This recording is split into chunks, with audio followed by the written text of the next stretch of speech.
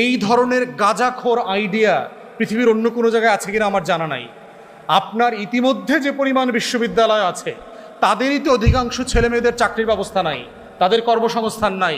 আপনি তাদেরকে নতুন করে আবার গ্রামে গঞ্জে বিশ্ববিদ্যালয় নিয়ে যাবেন, তারপর পড়ালেখা করে তারা কি করবে? অথচ আপনি যারা এমপ্লয়ার আছেন তাদের সাথে কথা বললে দেখবেন যে তারা ইন্টারভিউ করবার সময় দেখতে পায়, বুঝতে পায় যে আমাদের দেশের গ্র্যাজুয়েট মাস্টার ডিগ্রি পাস ছেলেমেয়েদের অলমোস্ট কোনো দক্ষতা নাই, কোনো স্কিল নাই।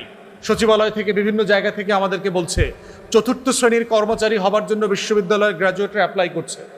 তাহলে সেই লেখাপড়া, সেই ডিগ্রি, সেই সনদ, এগুলো আসলে আমার শিক্ষার্থী, আমার তরুণ, তাদের ভবিষ্যৎ বিনির্মাণে কি ভূমিকা পালন করছে? ইতিহাসে অনেকে লম্বা সময় পথ পাড়ি দেন কিন্তু গুরুত্বপূর্ণ কাজ করতে পারেন না। ছাত্রপক্ষের অবদানের এবং অর্জনের একটা বড় জায়গা হচ্ছে তারা আওয়ামী ফ্যাসিবাদের আমলে লড়াইয়ের মধ্য থেকে জন্ম নিয়েছে। মতাদর্শিক রাজনীতি না করে ছাত্রদের সমস্যা সমাধানের রাজনীতি করবে বলে ওয়াদা দিয়েছে। আর গুরুত্বপূর্ণ জায়গা হচ্ছে, সবচেয়ে গুরুত্বপূর্ণ হচ্ছে তারা ২৪-এর গণ অভ্যুত্থানে তাদের ঐতিহাসিক সামর্থ্যের মধ্যে তারা যে রোল প্লে করেছে। এবং ছাত্রপক্ষের নেতৃত্বে যারা আছেন তারা কিন্তু শুধুমাত্র নতুন করে গজে ওঠা ছাত্রনেতা হিসাবে আবির্ভূত হন নাই। তারা স্কুল জীবন থেকে বাংলাদেশে গত ১৭-১৮ সাল থেকে অনেকগুলো শিক্ষার্থীদের আন্দোলনের সাথে অ্যাক্টিভলি ছিলেন এবং অংশগ্রহণ করেছেন, তাদের জায়গা থেকে নেতৃত্ব দিয়েছেন। ছাত্রপক্ষের সভাপতি আমাদের ছোট ভাই প্রিন্স নিরাপদ সড়ক চাই আন্দোলনে অ্যাক্টিভলি রোল প্লে করেছেন।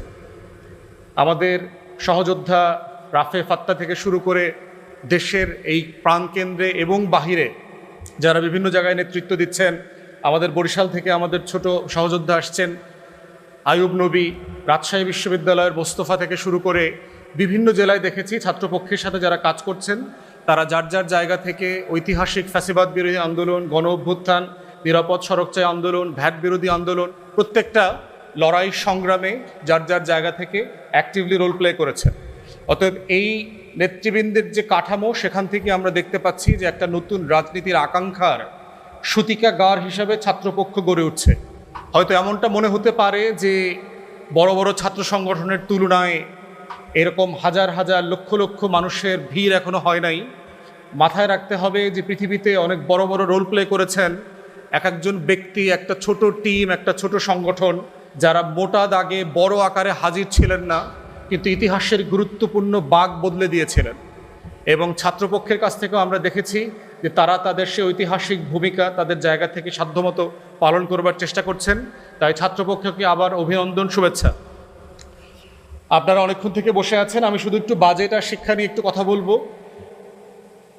প্রথম কথা হচ্ছে যে বাজেটে প্রতি বছর শিক্ষা নিয়ে যখন আলোচনা হয় তখন বলা হয় যে আমাদের শিক্ষার্থীদের বাজেটে শতাংশ কত দেয়া হবে এবং কত শতাংশ শিক্ষার্থীদের আপনার মিল দেয়া হবে, ভর্তুকি দেয়া হবে, বেতন বাড়ানো হবে শিক্ষকদের, এই আলোচনাগুলো হয়। কিন্তু যেই গুরুত্বপূর্ণ আলোচনাটা সবচেয়ে আমাদের শিক্ষা ব্যবস্থা থেকে মিসিং, সেই জায়গাটা হচ্ছে যে আমাদের প্রতি বছর যে লক্ষ লক্ষ তরুণরা চাকুরির বাজারে আসছেন, 15 থেকে 20 লক্ষ তরুণ, এই তরুণদের এমপ্লয়মেন্টের ব্যবস্থাটা কি হবে, কর্মসংস্থানের ব্যবস্থাটা কি হবে? বাংলাদেশে প্রতি বছর প্রায় 60,000 কোটি টাকার ইয়াবা বিক্রি হয়, শুধুমাত্র ইয়াবা। পুলিশ বলেছে 60,000 কোটি টাকা মানে হচ্ছে 2টা উচ্চ মূল্যের দুর্নীতিগ্রস্ত পদ্মা সেতুর টাকা। তাহলে এই রকম একটা ঘটনা ঘটার পরে আমাদেরকে প্রশ্ন করতে হবে যে আসলে আমরা কোন ধরনের সমাজে আমাদের তরুণদেরকে বড় করছি, আমাদের শিক্ষার্থীদের জন্য আমরা আসলে কেমন বাংলাদেশের লড়াই করছি। আমাদের এই যে লক্ষ লক্ষ তরুণরা আজকে হতাশ হয়ে যাচ্ছে, তারা আজকে পিওনের চাকরির জন্য বিশ্ববিদ্যালয়ের গ্র্যাজুয়েটরা অ্যাপ্লাই করছে, সচিবালয় থেকে বিভিন্ন জায়গা থেকে আমাদেরকে বলছে চতুর্থ শ্রেণীর কর্মচারী হবার জন্য বিশ্ববিদ্যালয়ের গ্র্যাজুয়েটরা অ্যাপ্লাই করছে।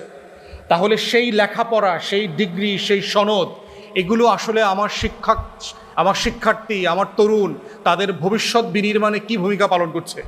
এবং এই বাজেটে দেখলাম আমাদের এই সরকার, মাননীয় প্রধানমন্ত্রী থেকে শুরু করে বিভিন্ন পর্যায়ে শিক্ষামন্ত্রীদের বক্তব্যে দেখছি যে তারা প্রাতিষ্ঠানিকভাবে এইটা তৈরি করা, ওইটা তৈরি করা, প্রত্যেকটা সংসদীয় আসনে একটা করে বিশ্ববিদ্যালয় করবে।